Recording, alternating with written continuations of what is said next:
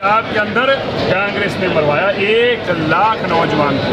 भाई साहब 1 लाख की फिगर के लिए मैं अगर यहाँ से अब चला जाऊँ, कल आऊँगा आपके पास तो तब भी 1 लाख की फिगर आप 1 से लेकर लाख तक नंबर नहीं बोल पाओगे। आप सोच के देखिए 25,000 लाशें तक नहीं मिली और इससे कहता है कि मैं वोट कांग्रेस को डालूंगा।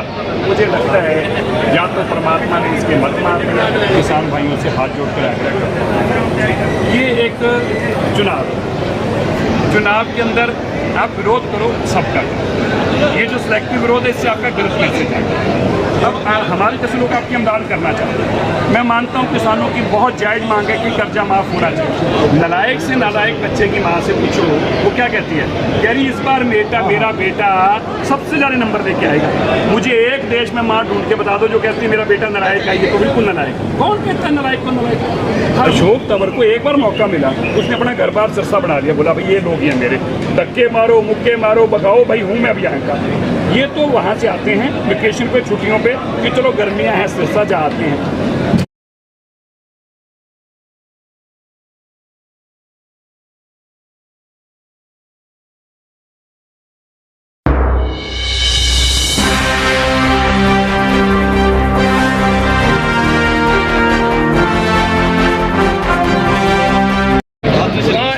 मनोहर लाल जी भी थे वहाँ आपने बात उठाई जिसको सुन के मेरे खुद के लिए 1 लाख सिखों का कत्लेआम हुआ था वास्तव में। तो मैं आपको यही बताना चाहता हूँ हमारी दिक्कत क्या है कि हमारी जनरेशन भूल गई।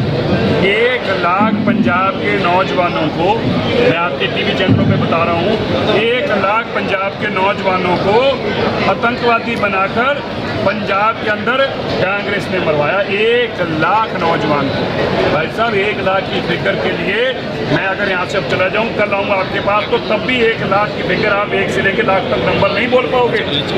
आप सोच के देखिए 25,000 लाशें तक नहीं मिली और 1 लाख के साथ साथ सैकड़ों गुरु ग्रंथ साहिब महाराज जी के स्वरूपों को आग लगाई गई।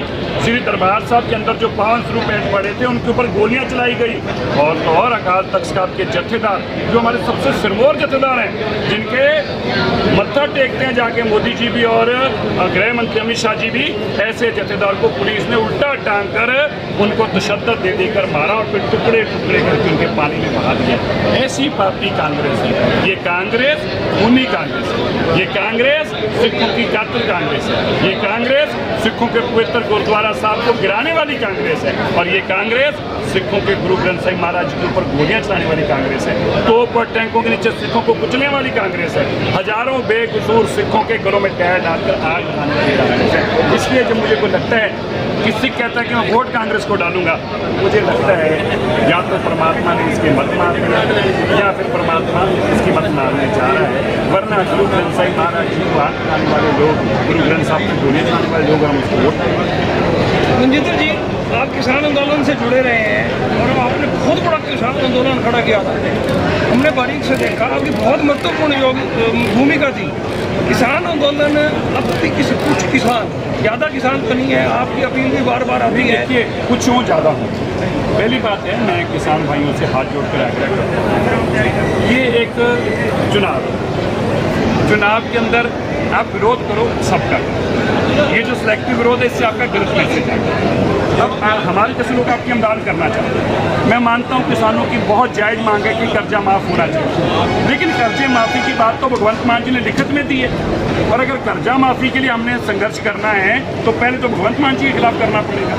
और दूसरी बात, आपकी मांगों पर हम किंतु परंतु नहीं करते, लेकिन ये आपको समझना चाहिए आप संघर्ष करने तब निकले धरने प्रदर्शन करने जब पार्लियामेंट का आखिरी सेशन भी खत्म हो चुका है। मैंने तभी अपील की थी, आपका आना सार्थक ही नहीं होने वाला। कोई सरकार को कानून बना ही नहीं सकती, सरकार को तो पार्लियामेंट ही और इलेक्शन हो गया।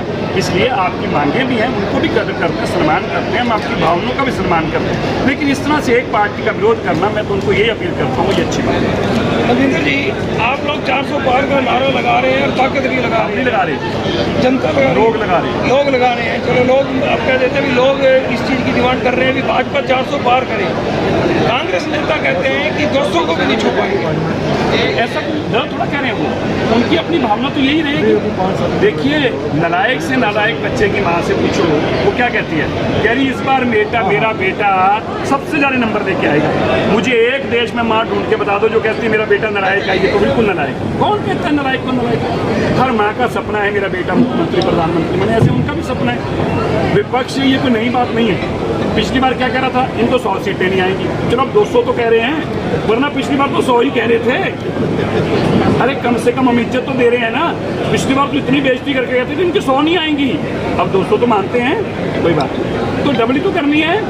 अरे हमने तो 2 से 300 करी है, अब तो इनकी 200 की 400 ही करनी है। बड़ा मुश्किल काम है। अशोक तंवर जी को आप व्यक्तिगत तौर पर भी जानते हैं और यहाँ से भाजपा प्रत्याशी हैं। मैं 20 साल से उनके आप समर्थन में आए हैं। अशोक तंवर को व्यक्तिगत आप उनकी कोई खासियत बताएं भी, क्यों वोट देते हैं? देखिए ऐसा है, आप किसी की कमियां निकालोगे ना फिर तो किसी को वोट दी नहीं जा सकती।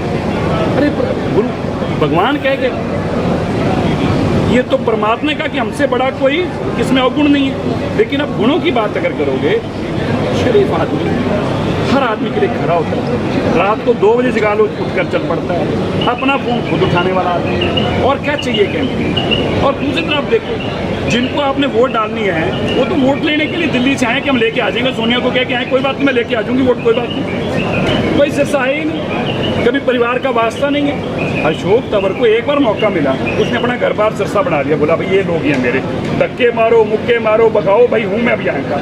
ये तो वहाँ से आते हैं वेकेशन पे छुट्टियों पे कि चलो गर्मियाँ हैं सिरसा जा आते हैं, वापस इसी बहाने MP बन के आ जाएंगे। लेकिन सिरसा के लोग समझदार हो चुके हैं भाई साहब, यहाँ से लोग वहाँ से सत्ता लेने आएंगे, ऐसा काम नहीं चलेगा। धन्यवाद।